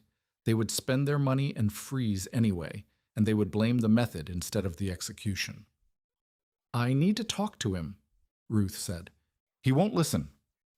Then I need to talk to everyone else. The confrontation came 2 days later, in front of Pruitt's store. Ruth had spread the word through the valley. She would be at the crossroads at noon, and anyone who wanted to learn the method properly was welcome to come. By the time she arrived, there were 15 people standing in the snow, and Pruitt was watching from his doorway with an expression that could have curdled milk. Mrs. Sloan? He stepped forward, positioning himself between Ruth and the crowd. I didn't realize you were planning a public lecture. You might have asked permission to use my property. I'm standing in the road. The road belongs to the territory. The road, yes, but these good people came to my store first. They're my customers. They're your neighbors. There's a difference. Pruitt's jaw tightened. I'm offering a service, a product. That's how business works, Mrs. Sloan. You might not understand business being a widow who's never had to. I understand survival. Ruth stepped past him, facing the crowd. I understand that the method I used works when it's done correctly, and it fails when it's done wrong. I understand that stacking stones against a north wall accomplishes nothing. I understand that packing clay too wet means it cracks when it freezes. I understand that none of that is in the instructions Mr. Pruitt is selling. Now see here, you nearly died in my cabin. Ruth turned back to face him. Her voice was steady, but something in it made Pruitt take a step back. You nearly froze trying to check your stock because your barn isn't built right. Your store isn't built right either. I can see the gaps and the chinking from here. You're selling a method you don't understand to people who will die if they trust you. The crowd was silent. Pruitt's face had gone red, then white. I'm not selling anything, Ruth continued. I'm giving the knowledge away. Anyone who wants to learn, come to my cabin. I'll teach you what I know. It won't cost you $4. It won't cost you anything except time, She walked away through the snow. Behind her, she heard footsteps following, one person, then another, then half the crowd. Pruitt did not follow, but she knew he would not forget. Ansel was waiting when she returned. He was sitting on a stump outside the cabin, wrapped in a blanket, his one good eye watching the tree line. He looked older than he had in November. The cold had taken something from him during those days in the lean-to, and it had not given it back. "You made an enemy today," he said. "I already had one. Now you have one who's humiliated. That's worse." He shifted on the stump, grimacing at some pain he would not name. "Pruitt's a small man in a small valley. He doesn't have much, but he has his pride. You just took that in front of witnesses. He was going to get people killed. Probably, but now he'll spend the rest of winter figuring out how to make you pay for it." Ansel stood slowly, using the cabin wall for support. "Come inside. I want to show you something." The something was a sketch on a piece of bark, scratched with a charcoal stick in Ansel's precise draftsman's hand. "Your cabin works," he said, laying the bark on the sleeping platform. "But it works because you had a cliff. Most people don't have a cliff. They need something else." The sketch showed a cabin from above, a simple rectangle with a thick wall on the south side. But the wall was different. It was hollow, with an air gap running through the center and small vents at the top and bottom. "The sun heats the outer face," Ansel explained. "The air in the gap gets warm and rises. It comes out the top vent into the room. Cold air gets pulled in from the bottom vent to replace it. You get circulation. The heat moves where you want it to go. A breathing wall. That's what I called it. I built one for a bakery in '63, before the war. The baker complained his bread took too long to rise in winter. I gave him a wall that pulled warm air into the room without burning extra wood. He was still using it when I left Missouri." Ruth studied the sketch. The principle was clear. Instead of just storing heat, the wall would move it. Instead of waiting for warmth to radiate, you could direct it. "Can we build this here?" "Not on your cabin. Your rear wall is already finished, but you can teach the method. Add it to what you're already sharing." Ansel sat down heavily, his breathing labored.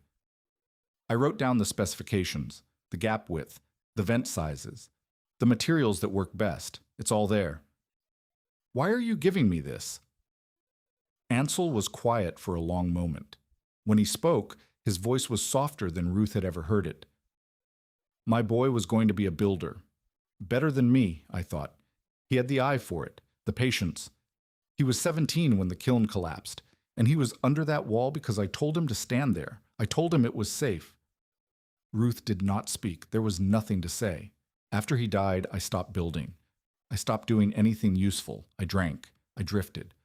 I watched years go by and told myself it didn't matter because nothing would bring him back. Ansel looked at the sketch on the bark. "Then I came here, and I saw what you were trying to do. Building something new, not copying what everyone else did. Thinking. You helped me. I helped myself. I helped myself remember what building was supposed to feel like." He met her eyes with his one good one. "I'm not going to make another winter, Mrs. Sloane. I can feel it. Something's wrong inside that won't get better, but before I go, I wanted to make sure this didn't go with me." Ruth felt her throat tighten. "Ansel?" Don't try to fix it. Just take what I'm giving you and use it. Teach people. Build things that last. Make my boy's death mean something, even if it's just that his father taught one more person before the end." Ansel Red died on the 14th of February, 1878. He died in the cabin, on the sleeping platform, with the rear wall giving off the warmth he had helped Ruth capture. He died with Ruth holding his hand and both boys sitting quietly at the foot of the bed. He died in the middle of a sentence talking about the right way to set a chimney cap, and then he stopped talking, and then he was gone. They buried him on the bench, within sight of the cabin he had helped make right. Ruth marked the grave with a flat stone she carved herself, spending 3 days scratching letters into granite with a chisel she had never used before. Ansel Red, 1815, 1878. He taught me to build the world felt different after that, smaller, colder. Ruth woke in the mornings and looked at the empty space where Ansel had slept, and she felt the weight of being alone in a way she had not felt since the first week on the claim. But the work did not stop. People still came to learn. Ruth still taught them. She added Ansel's breathing wall design to her lessons, sketching it on bark the way he had sketched it for her, explaining the air gaps and the vent sizes and the materials that worked best. Some people tried it. Some people succeeded. The knowledge spread. The valley began to change in small ways that only Ruth could see. A new cabin went up near the beaver ponds with a thick south wall and tight chinking. Old Henderson rebuilt his chimney with the cap design Ansel had described in his last unfinished sentence. The Pressman family added a stone stack to their second room and reported that their children slept warm through March. Ruth watched the changes and thought about what Ansel had said. Make my boy's death mean something. She did not know if she was doing that. She only knew that she was doing what she could. The secondary crisis came in early March, when winter should have been loosening its grip, but decided to hold on a little longer. A family named Tolliver had arrived in the valley in January, too late to build properly, too stubborn to wait for spring. They had thrown up a cabin in 3 weeks using green wood and loose chinking and a stove that was too small for the space. They had ignored Ruth's offer to teach them because the husband, a man named George Tolliver, had decided that taking advice from a woman was beneath him. Now George Tolliver was pounding on Ruth's door at midnight, his face gray with panic, his hands shaking. My wife, he said. My children. The fire went out. The wood's gone. I tried to. Ruth did not ask questions. She grabbed blankets, grabbed Thomas, grabbed the bucket of reserve clay she kept near the stove. Show me. The Tolliver cabin was worse than she had feared. Green wood had shrunk as it dried, opening gaps in every wall. The chinking had cracked and fallen out in patches, letting cold air stream through. The stove had burned out because the Tollivers had fed it too hard and too fast, exhausting their fuel supply in a desperate attempt to keep ahead of the cold. George's wife sat in the corner with 3 children pressed against her body, all of them shivering, none of them crying because crying took energy they did not have. The youngest was a baby, maybe 8 months old. Its lips were blue. Ruth did not waste time on lectures. She directed Thomas to start a fire with the wood she had brought, a small bundle, enough for a few hours while she assessed the damage. The seams, she said. I need to seal the worst gaps. George, do you have clay? Mud? Anything that will hold? I don't know. Check outside. Check the frozen ground near the outhouse. Anything you can scrape up. George stumbled out. Ruth began stuffing blankets into the largest gaps, using fabric where clay should have been, buying time she did not have. The baby, she said to George's wife. Hold it against your skin, inside your shirt, direct contact. Body heat is the fastest. The woman did not argue. She unbuttoned her dress and pressed the infant against her chest. The baby was too cold to cry. That was the worst sign. Thomas had the fire going. The stove began to radiate heat, but the heat bled out through the gaps almost as fast as it came in. The cabin was a sieve. It could not hold warmth any better than a basket could hold water. We need to shrink the space, Ruth said. Blankets, anything that makes a wall. We're going to create a smaller room inside this room. She stretched blankets across the cabin, creating a partition that enclosed just the stove in the corner where the family huddled. The space shrank from a cabin to a tent. The heat concentrated. George returned with a bucket of frozen mud, useless until it thawed. Ruth set it near the stove and kept working. The night became a series of desperate adjustments. Ruth packed fabric into gaps, held blankets against walls, fed the fire in measured increments, and watched the temperature inside the improvised tent slowly stabilize. The baby's color improved. The other children stopped shivering. George's wife began to cry, silently, not from cold, but from relief. By dawn, the crisis had passed. The family was alive. But the cabin was still broken, and Ruth could not fix it with blankets and borrowed wood. You need to rebuild the walls, she told George. Strip the chinking and repack it properly. Replace the green timbers that have cracked. Add mass to the south side, stones, earth, anything that will hold heat. I don't know how. I'll teach you. George looked at her. He was a proud man, and pride was expensive in the high country. But his children were alive because Ruth had come in the middle of the night, and there was no amount of pride that could erase that fact. All right, he said, teach me. The Tolliver reconstruction took most of March. Ruth visited their claim every other day, bringing knowledge and sometimes materials, teaching George and his wife the techniques that would keep them alive through the following winter. She showed them how to pack clay. She showed them how to read seams for gaps. She showed them where to place the stones they salvaged from a collapsed root cellar half a mile away. Pruitt watched from a distance. He did not interfere. The Tolliver crisis had made it clear that his winter kits were worthless, and he could not afford more humiliation, but he watched. Ruth felt his eyes on her when she walked through the crossroads. She heard his silence when others praised her work. He was waiting. She did not know for what. The valley emerged from winter slowly, like a body waking from a long illness. The snow retreated up the slopes. The streams ran high with melt. The ground softened enough to dig, and people began talking about spring planting instead of spring survival. Ruth stood on her bench on the first warm day of April and looked at what she had built. The cabin was still there, its rear wall flush against the granite, its seams tight, its roof sound. The woodpile had not run out. The boys had grown taller over the winter, their faces less gaunt, their bodies stronger. Ansel's grave marked the edge of the property, a reminder of what had been lost and what had been gained. People called her something now, not the widow Sloane or that woman building against the cliff. They called her Ruth when they wanted advice, and Mrs. Sloane when they wanted to show respect. They came to her with questions about building, about heating, about surviving. They treated her like someone who knew things worth knowing. She did not feel like someone who knew things. She felt like someone who had guessed right once and was still trying to figure out what that meant. But spring was coming, the winter was over, and somewhere in the valley, families were alive because she had shared what she learned. That was something. That was enough. Marta Quill arrived on the 10th of April with news Ruth had not expected. "My brother's coming," Marta said. "Jonah. He's been in Denver doing wagon repair, but the shop closed and he's looking to start over. I wrote him about you." "Why?" "Because he's a widower with two hands that know how to build, and you're a widow who's running out of hands."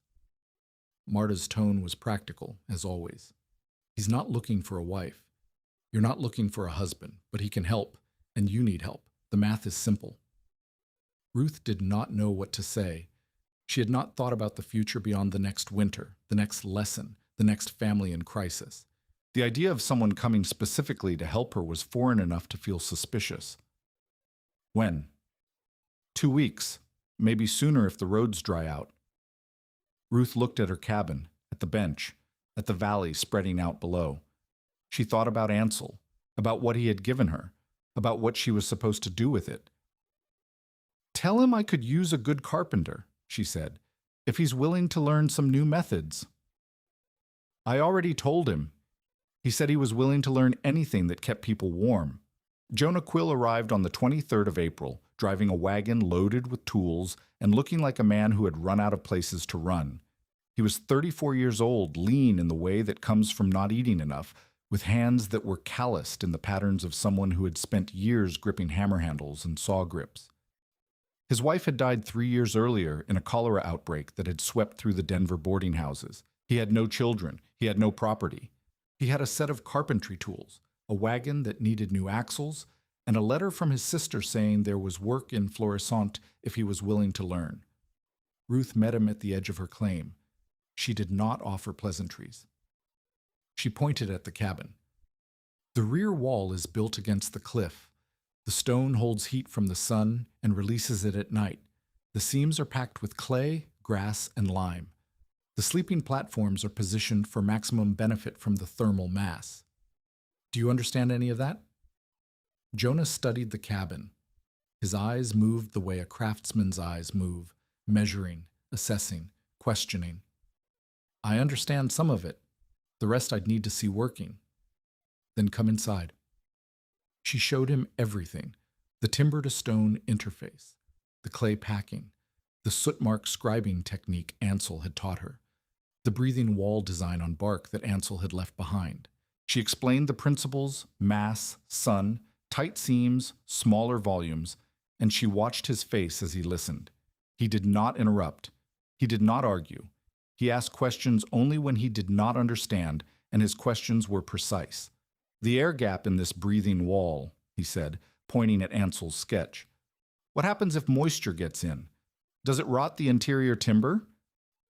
You line the interface with flat stones or fired clay, something that doesn't absorb water. Ansel said he used salvaged brick in Missouri. And the vents, do they need to close in the worst cold? If you're pulling air from outside, you're pulling cold air. There are shutters, small ones, fitted tight. You open them when you want circulation, close them when you want to hold what you have. Jonah nodded slowly. It's clever, more clever than anything I learned in Denver. The shops there were building the same cabins they built 50 years ago and wondering why people froze. Will you help me teach it? He looked at her. There was something careful in his expression, something that measured her the way he had measured the cabin. I'll help you build it first. Teaching comes after I understand it well enough to answer questions I haven't thought of yet. It was the right answer. Ruth felt something ease in her chest that she had not known was tight. The Tollivers need their south wall finished. We can start there. They worked together for 3 weeks before Ruth stopped thinking of Jonah as Marta's brother and started thinking of him as a partner. It happened gradually in the small moments that accumulate between people who share labor. He anticipated what she needed before she asked for it. He corrected her technique when she was wrong, without making her feel foolish for the error. He worked past dark without complaint and rose before dawn without being told. He was also better with the technical details than she was. Ruth understood the principles. She had learned them through observation and desperation, but Jonah understood the craft. He could look at a joint and know whether it would hold through 10 winters or fail in one. He could feel the moisture content of clay by rolling it between his fingers. He could calculate timber shrinkage in his head and adjust his cuts before the wood had time to prove him wrong. You've got the idea, he told her one evening as they sat outside the Tolliver cabin watching the sun set behind the peaks. The idea is the hard part. Anyone can learn to swing a hammer, but thinking of something new, that's rare. Ansel had the breathing wall idea. I just had the cliff. The cliff was enough. The cliff saved people. That's what matters. Ruth did not know how to answer that. She was not used to being told that what she had done was enough. She was used to being told it was impossible, or foolish, or lucky. Enough was a different word. It sat differently in her chest. Marta says you're not looking for a wife, she said. Jonah laughed, a short, startled sound. Marta says a lot of things. Half of them are true. Which half? The half about me not being ready. He looked at her sideways. Are you looking for a husband? I'm looking for someone who can help me build things that last. The rest, Ruth shrugged. The rest can wait. Then we agree. They sat in silence as the sky darkened. It was not an uncomfortable silence. It was the silence of two people who had said what needed saying and were content to let the rest unfold in its own time. Pruitt made his move in early May. He had spent the winter watching his leverage erode. The families who had adopted Ruth's methods needed less wood, less credit, less of everything he sold. His winter kits had become a joke. People still laughed about them at the crossroads, and his reputation had shifted from necessary businessman to man who nearly killed people for profit. He could not attack Ruth directly. The valley would not allow it. Too many people owed her too much. But he could attack her work. He spread the word that he was hiring men to build a new storage barn at the crossroads, and that he wanted it built with proper methods, not the experimental foolishness that the widow Sloan was teaching. He offered good wages. He offered credit forgiveness for anyone who had outstanding debts at his store. He made it clear that working for him meant opposing her. 3 men took his offer. One of them was George Tolliver. Ruth heard about it from Clara Pressman, who had heard about it from Harold Quill, who had watched the men shake hands with Pruitt at the store. "George Tolliver," Clara said, her voice tight with disbelief. "After everything you did for his family, after you saved his children's lives. George Tolliver needs money. Pruitt has money. That doesn't make it right. No, it makes it predictable." Ruth was not angry. She was tired. The winter had taken more from her than she had realized, and the spring had not given it back. Ansel's death sat in her chest like a stone she could not put down. Teaching people who then worked against her felt like carrying water uphill and watching it drain away before she reached the top. But she did not stop. She could not stop. The knowledge was not hers to hoard. It belonged to anyone who would use it. Pruitt's barn went up in 3 weeks. It was a conventional structure, timber frame, standard chinking, a stove in the corner for the winter months. It was competently built because the men Pruitt hired knew their craft, and it was exactly what everyone in the valley expected a barn to look like. Ruth did not comment on it. She did not need to. The following winter would comment for her. Instead, she focused on her own work. She and Jonah spent the summer building a second room onto her cabin, an addition that used the breathing wall design Ansel had left behind. They oriented it with the thick wall facing south, lined the interior with salvaged stones from a collapsed mine building, and fitted the vents with shutters that could be opened or closed depending on conditions. The work was slow. Every decision required testing, adjusting, testing again.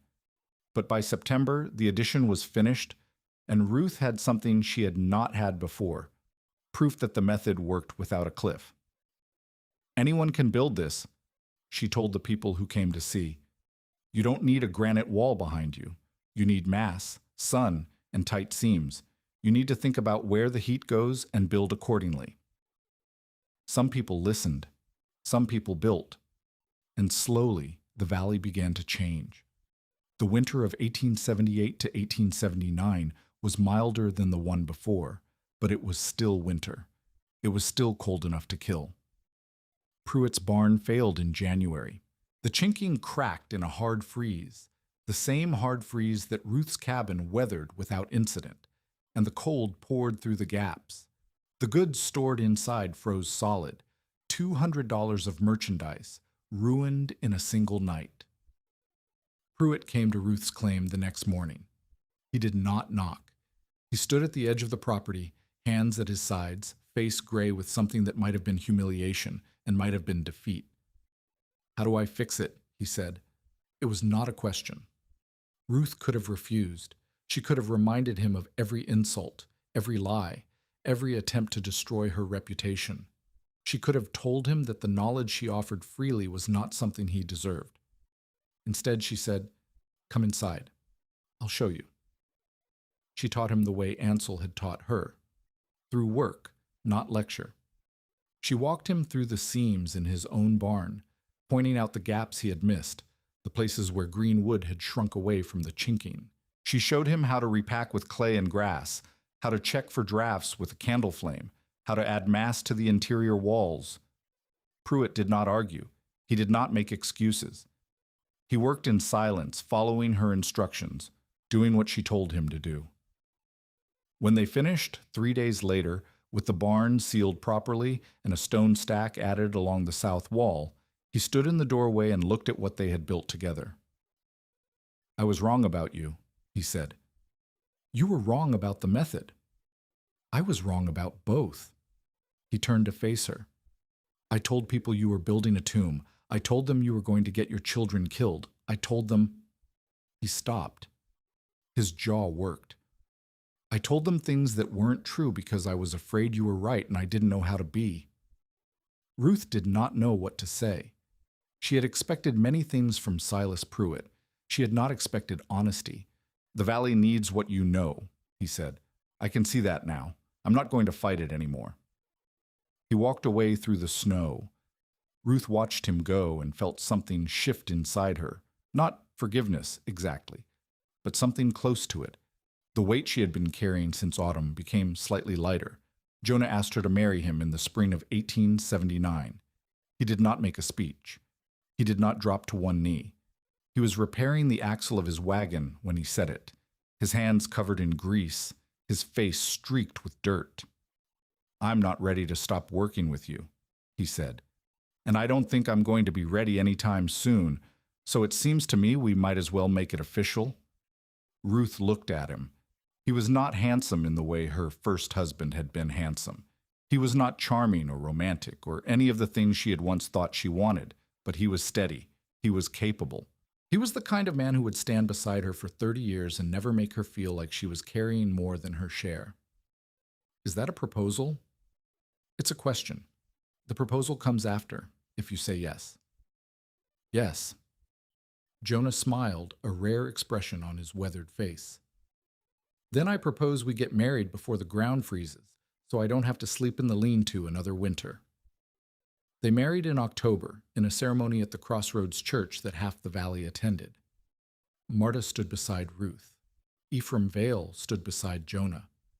The boys wore clean shirts and sat in the front pew, looking uncomfortable in the way children always look when adults are making decisions they do not fully understand. Ruth did not feel different afterward. She felt like herself, wearing a ring. But Jonah moved into the cabin that night, and the sleeping platform that had held 2 boys and 1 woman now held 2 boys and 2 adults, and the warmth they generated together was worth more than any stone wall. The years compressed after that. 1880. Ruth and Jonah added a 3rd room to the cabin, built entirely with the breathing wall design. They taught the method to a traveling builder who promised to carry it east. 1881. Thomas turned 13 and began helping with construction. He had his father's hands, Ruth's first husband, the carpenter, and he learned faster than anyone Ruth had ever taught. 1882. William finished his schooling and announced he wanted to study engineering in Denver. Ruth sold the cow and half her woodpile to pay for his first year's tuition. 1883. Ephraim Vale died peacefully in his sleep, in a cabin his son had retrofitted with stone mass along the south wall. He was 64 years old and had survived 19 winters in the high country. His last words, according to his wife, were, "Should have built it this way from the start." 1884. Silas Pruitt closed his store and moved to Colorado Springs. Before he left, he donated his remaining inventory to families who could not afford to buy supplies. It was not redemption, but it was something. 1885. A woman from the territorial newspaper came to interview Ruth about her methods. The article ran in 3 installments, and letters arrived from across Colorado asking for details. 1886. Ruth stopped counting. There were too many students, too many cabins, too many people who had learned the method and passed it on to others. The knowledge had grown beyond her ability to track. She taught until she could not teach anymore. The last lesson she gave was in the autumn of 1903, when she was 57 years old, and her joints ached in the cold, and her eyes had grown too weak to scribe a timber properly. The student was a young woman from Denver, an architect's daughter who had read the newspaper articles and wanted to learn the principles behind them. Ruth walked her through the original cabin, pointing at the seams, the sleeping platform, the granite wall that still held heat the way it had held heat 26 years earlier. She explained the physics, or her version of the physics, learned from observation rather than study, and she watched the young woman's face as the understanding arrived. "It's so simple," the young woman said. "Simple is hard. Anyone can build something complicated. Building something simple that works, that takes longer to learn." "Who taught you?" Ruth thought of Ansel. She thought of her father's bakehouse in Missouri. She thought of the moment she had pressed her palm to the warm granite and felt the sun's heat stored inside the stone. "The cliff taught me. I just listened." Ruth Ellery Sloane Quill died on the 4th of January, 1912. She was 66 years old. She died in the cabin she had built against the cliff, in the bed Ansel Red had helped her construct, with the rear wall of pink granite giving off the warmth of a winter sun that had set hours before. Jonah had died 3 years earlier, but Thomas was there, and William had come from Denver with his wife and children, and the room was full of people who had learned to build because she had taught them. Her last words were not profound. She asked Thomas to check the upper seam, the one that had whistled in the first hard freeze of 1877, because she thought she heard a draft. Thomas checked. There was no draft. There had not been a draft in that seam for 25 years. She closed her eyes and did not open them again. By the time Ruth died, a dozen Valley families could point to some version of what they called the warm wall lesson. Some had built against cliffs. Some had built breathing walls with air gaps and vents. Some had simply learned to pack their seams tighter and place their sleeping platforms closer to the thermal mass. The spread was not revolution. It was knowledge transfer, passed from one pair of hands to the next, altered slightly with each passing, growing stronger because it was shared. Thomas Sloan carried the method into the next century. He taught his own children, and they taught theirs. And somewhere in the chain, the lessons merged with new understandings about heat and insulation and the flow of energy through matter. The language changed. The principles did not. Ruth herself lived out her later years in the same valley, never rich, never needing to be. She ran her hand along the rear wall every autumn, feeling for the stored warmth that meant the rock remembered the sun. Even after Jonah died, even after her eyes grew too weak to see the seams, she could feel the difference between the front of the cabin and the back. She could tell when the stone had charged properly and when it had not. The cliff had become part of her the way a tool becomes part of a craftsman who uses it long enough. Ephraim Vale had stood on this bench in the summer of 1877 and looked at a widow with 2 children and $43 and no way to cut 6 cords of wood before the first killing cold. He had counted the standing timber and measured the stove and calculated the mathematics of survival. And he had delivered his verdict with the certainty of a man who had buried enough bodies to know what failure looked like. "You put those boys under a wall of stone," he had said, "and by first hard freeze I'll be nailing boards over 3 graves." On the night of November 29th, 1877, the temperature dropped 60 degrees in 8 hours, and the cold that followed killed men in their bunks and froze children where they slept. The valley lost 7 people in that freeze, and it might have lost 3 more. But Ruth Ellery Sloan had built her cabin against a granite cliff, and the cliff had held the sun's heat through the longest night, and the seams had kept the warmth inside, and the sleeping platform where her boys lay was warm enough to live. The graves Ephraim Vale predicted never came.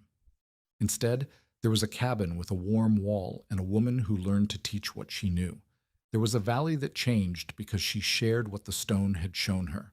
There was a life that began in desperation and ended in a room full of people who remembered. In the end, the cliff did not bury her.